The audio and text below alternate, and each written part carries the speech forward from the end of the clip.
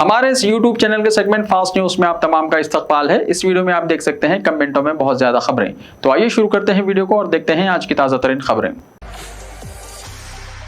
हैदराबाद में नए साल के मौके पर भयानक सड़क हादसा, 2 हलाक 4 जख्मी। हैदराबाद में नए साल के मौके पर रोनुमा सड़क हादसे में 2 नौजवान हलाक हो गए। इतवार की सुबह के अव्वलिन सातों में बंजारा हिल्स इलाके में तेज रफ्तार कार ने सड़क के किनारे टिफिन करने वाले 2 अफराद को टक्कर दे दी। इस हादसे में इन दोनों की मौत हो गई। इसके बाद बेकाबू कार मजीद 2 गाड़ियों से टकरा गई, जिसके नतीजे में कार सवार 4 अफराद जख्मी हो गए। इत्तला मिलते ही पुलिस मौके मौके पर पहुंच गई और टक्कर देने वाली गाड़ी में सवार नौजवानों को हिरासत में ले लिया। शुबा किया जाता है कि नौजवान हालत नशे में थे। केटीआर ने botanical garden multi level flyover का इफ्तिताह किया। वजीर इंफॉर्मेशन टेक्नोलॉजी केटी रामाराव ने कुत्तागोड़ा और कोडनापुर जंक्शनों के दरमियान मल्टी लेवल फ्लाईओवर का बोटानिकल गार्डन जंक्शन के पास इफ्तिताह किया। उन्होंने कहा कि हैदराबाद में स्ट्रेटेजिक रोड डेवलपमेंट प्लान यानी SRDP प्रोजेक्ट के तहत 34 तरक्याती काम मुकम्मल किए गए हैं और साल 2023 के अख्ताम तक मजीद 11 प्रोजेक्ट्स मुकम्मल किए जाएंगे। SRDP प्रोजेक्ट्स के लिए तकरीबन 8,000 करोड़ खर्च किए गए हैं। उन्होंने कहा कि रवा साल अप्रैल या मई में हैदराबाद 7% सेवरेज के ट्रीटमेंट का मुल्क में पहला शहर बन जाएगा। रवा साल मार्च और अप्रैल तक 1,000 करोड़ के खर्च से स्ट्रेटेजिक नाला डेवलपमेंट प्रोग्राम यानी SNDP के काम मुकम्मल किए जाएंगे। अक्टूबर 2020 में हैदराबाद में सैलाब के बाद नुकसानात को देखते हुए हुकूमत ने स्टॉर्म वाटर ड्रेन नेटवर्क की मंसूबाबंदी की थी। बोटानिकल गार्डन फ्लाईओवर की इफ्तिताही तकरीब में वजीर तालीम सबिता इंद्रा रेड्डी, रुकने पार्लियामेंट चवल्ला रंजीत रेड्डी, मेयर जी विजयलक्ष्मी, रुकने असेंबली शेरलिंगमपल्ली ए गांधी, GHMC कमिश्नर लोकेश कुमार, रुकने कौंसिल वानी देवी और दूसरों ने शिरकत की। आदिलाबाद के तमाम सहाफ़ियों को घर अलॉट करने रुकने असेंबली जोगू रमना से नुमाइंदगी। आदिलाबाद शहर के सहाफ़ियों ने मुस्तहिक़ सहाफ़ियों को मकान अलॉट करने की रुकने असेंबली जोगू रमना से दरख्वास्त की है। इस सिलसिले में MLA जोगू रमना को शाइस्तगी के साथ इतवार को एक याददाश्त हवाले की। गुज़िश्ता 3 सालों से सहाफ़त के शोबे में काम करने वाले सहाफ़ियों को रिहायशी मकानात फराहम करने का मुतालबा किया गया। MLA ने मुस्बित जवाब देते हुए कहा कि वो इस मसले को हल करने के लिए इक़दाम करेंगे। तेलंगाना में सब इंस्पेक्टर्स और कांस्टेबल्स की नौकरियों के लिए मेन एग्जाम्स की तारीख का हुआ ऐलान। तेलंगाना में महकमे पुलिस में भर्ती का अमल आखिरी मरहले में पहुंच गया है। तेलंगाना पुलिस रिक्रूटमेंट बोर्ड ने मेन एग्जाम्स की तारीख का ऐलान कर दिया है, जिसके मुताबिक मेन एग्जाम्स 12 मार्च से शुरू होंगे। सिविल SI पर भर्ती के एग्जाम्स 9 अप्रैल को होंगे। कांस्टेबल्स की तमाम पोस्टों के लिए मेन एग्जाम्स 23 अप्रैल को होंगे। पेपर 1 सुबह 10 बजे से दोपहर 1 बजे तक और पेपर 2 दोपहर 2:30 बजे से 5:30 बजे तक होगा। वाज़ेह है कि प्रिलिमिनरी एग्जाम्स में क्वालिफाई करने वालों के लिए फिजिकल टेस्ट लिया जा रहा है। ये टेस्ट इस महीने की 5 तारीख को खत्म होंगे। इस पस मंजर में रिक्रूटमेंट बोर्ड ने मेन एग्जाम्स की शेड्यूल को हतमी शक्ल दे दी है। बोर्ड के अहदेदारों ने बताया है कि वो जल्द ही ऐलान करेगा कि हॉल टिकट कब डाउनलोड किए जा सकते हैं। हैदराबाद के नामपल्ली में कुल हिंद सनती नुमाइश का इफ्तिताह, 40 रुपये दाखिला टिकट, छोटे बच्चों को मुफ्त दाखिला। हैदराबाद के इलाके नामपल्ली में 82वीं कुल हिंद सनती नुमाइश का इफ्तिताह रियासती वज़रा हरीश राव, महमूद अली, प्रशांत रेड्डी और टी श्रीनिवास यादव ने किया। 82वीं ऑल इंडिया सनती नुमाइश 21 जनवरी से 15 फरवरी तक 46 दिनों तक जारी रहेगी। नुमाइश ग्राउंड में 2400 स्टॉल्स लगाए गए हैं। इन स्टॉल्स में मुल्की और गैर मुल्की मसनूआत की फरोख्त होती है। नुमाइश में तकरीबन 1500 नुमाइश कुनिंदगान शिरकत कर रहे हैं। नुमाइश के दाखिला टिकट की कीमत 40 रुपये मुकर्रर की गई है। 5 साल से कम उम्र के बच्चे मुफ्त में नुमाइश में दाखिल हो सकते हैं। नुमाइश का मुशाहिदा रोजाना 3:30 बजे से रात 10:30 बजे तक किया जा सकता है। नुमाइश के मैदान तक मेट्रो की सहूलत भी रहेगी। HM ने इजाफी मेट्रो ट्रेनें चलाने पर रजामंदी जाहिर की है। RTC ने खुसूसी बसें चलाने पर भी इत्तेफाक किया है। ज़ायरीन के लिए मुफ्त और बामुआवजा पार्किंग का इंतजाम किया गया है। जो लोग बामुआवजा पार्किंग चाहते हैं उनके लिए इंटरमीडिएट बोर्ड के अहाते में इंतजाम किए गए हैं। महकमे तालीम और बल्दी नज़्म नस्क की 842 जायदादों पर होंगे तकर्रुरात। Telangana state public service commission ने आज मजीद 842 जायदादों के लिए नोटिफिकेशन जारी किया है। महकमे कॉलेज तालीम में 544 जायदादों पर तकर्रुरात के लिए नोटिफिकेशन जारी किया गया है, जिसमें degree lecturers, physical directors, librarians की जायदादें शामिल हैं। 31 जनवरी से 20 फरवरी तक दरख्वास्तें कबूल की जाएंगी। मई या जून में तकर्रुरात के लिए इम्तिहान मुनक्किद किया जाएगा। इसके अलावा महकमे तालीम में मजीद 71 जायदादों के लिए TSPSC ने नोटिफिकेशन जारी किया है। इंटर कमिश्नरेट में 40 लाइब्रेरियंस के लिए नोटिफिकेशन जारी किया गया है। महकमे फन्नी तालीम में 31 लाइब्रेरियन की जायदादों के लिए भी नोटिफिकेशन जारी किया गया है।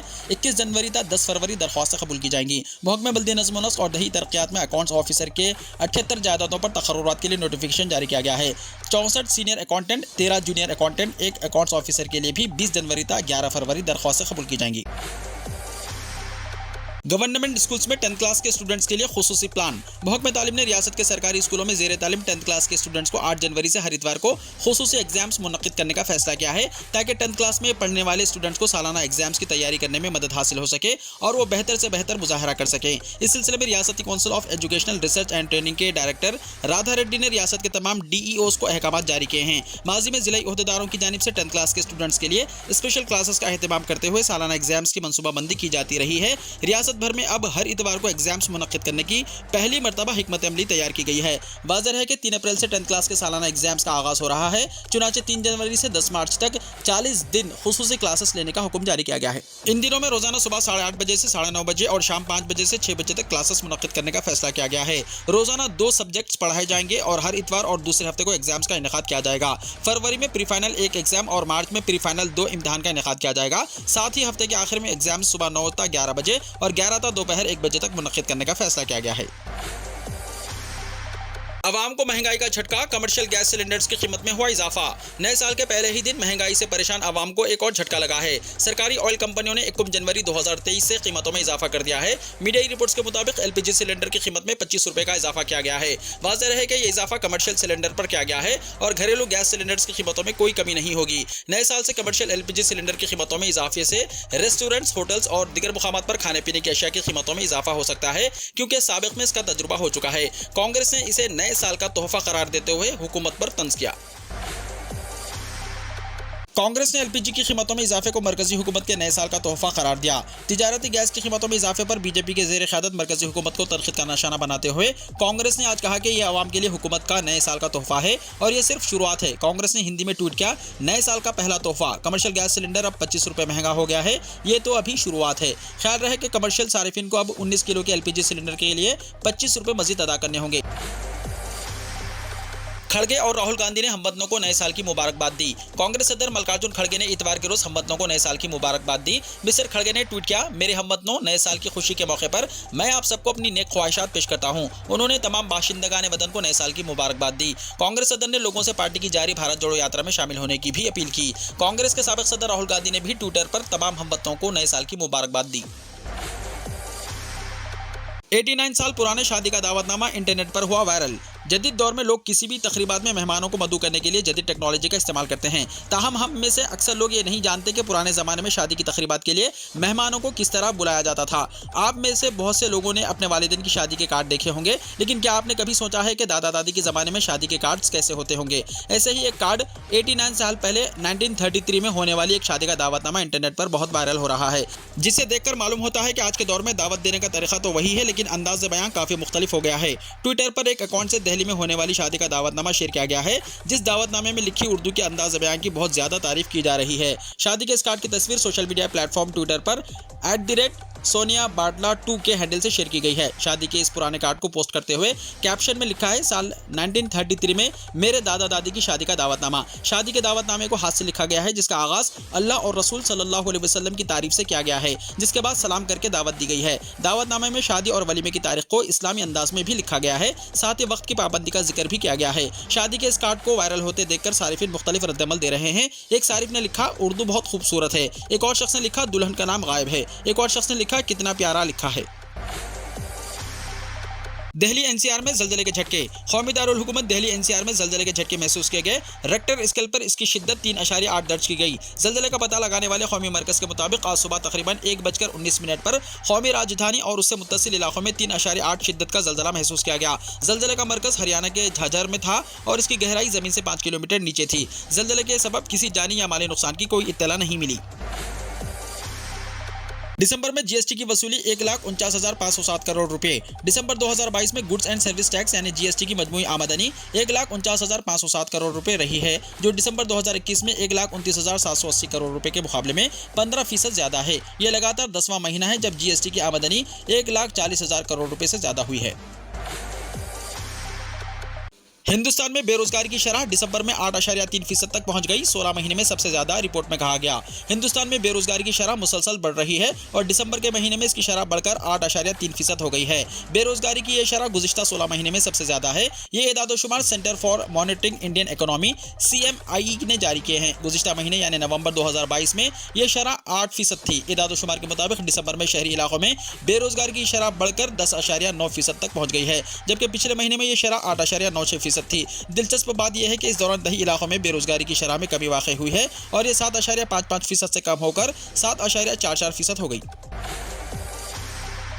नाना पाटेकर 72 साल के हो गए। बुजुर्ग बॉलीवुड अदाकार नाना पाटेकर आज 72 बरस के हो गए हैं। नाना पाटेकर उर्फ विश्वनाथ पाटेकर 1 जनवरी 1951 को मुंबई में एक मुतवस्सित मराठी घराने में पैदा हुए। उनके वालिद दंकर पाटेकर एक पेंटर थे। नाना ने मुंबई के जे स्कूल ऑफ आर्ट्स में तालीम हासिल की। इस दौरान वो कॉलेज के ज़ेर एहतिमाम ड्रामों में हिस्सा लिया करते थे। नाना पाटेकर को स्केचिंग का भी शौक था और वो मुजरिमों की स्केच बनाकर मुंबई पुलिस को उनकी शनाख्त के लिए देते थे। बॉलीवुड की मारूफ अदाकारा विद्या बालन आज 43 साल की हो गई हैं। 1 जनवरी 1979 को पैदा होने वाली विद्या बालन बचपन से ही अदाकारा बनने का ख्वाब देखा करती थी। साल 1995 में विद्या बालन को जी टीवी पर नशर होने वाले सीरियल हम 5 में काम करने का मौका मिला। विद्या बालन ने अपने फिल्मी कैरियर का आगाज साल 2003 में बंगाली फिल्म भालू तीखू से किया। विद्या ने बॉलीवुड में अपने कैरियर का आगाज साल 2005 में रिलीज होने वाली विधु विनोद चोपड़ा की फिल्म परिणीता से किया। इस फिल्म में उनकी जबरदस्त अदाकारी के लिए इन्हें बेहतरीन डेब्यू अदाकारा का फिल्म फेयर अवार्ड दिया गया। इस फिल्म में विद्या बालन के मुकाबिल संजय दत्त थे। ये फिल्म टिकट खिड़की पर सुपरहिट साबित हुई। तृणमूल कांग्रेस पार्टी के हुए 25 साल मुकम्मल। ममता बनर्जी ने इस मौके पर कहा कि इसका मकसद मुल्क के विफाकी ढांचे की हिफाजत करना है। तृणमूल कांग्रेस की कौमी सदर ममता बनर्जी ने इतवार को तृणमूल के 25वें यौम तासीस के मौके पर रहनुमाओं और कारकुनों से खिताब करते हुए कहा कि हमारा मकसद मुल्क के विफाकी ढांचे की हिफाजत करना है।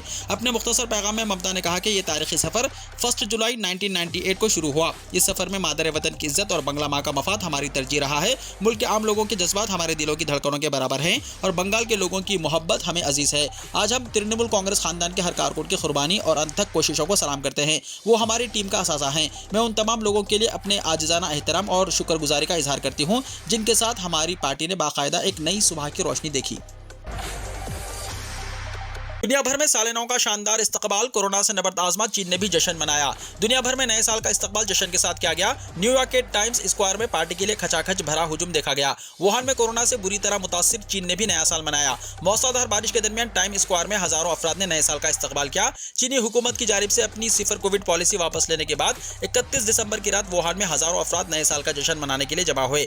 यूरोपीय दारुल हुकूमतों में भी नए साल का इस्तकबाल आतिशबाजी से किया गया। लंदन में भी नए साल के पेश नजर आतिशबाजी की गई। इस दौरान मलिका एलिजाबेथ दुआम का भी जिक्र किया गया जिनका इंतकाल सितंबर में हुआ। इसके अलावा आतिशबाजी इंग्लिश फुटबॉल टीम के हवाले से भी की गई।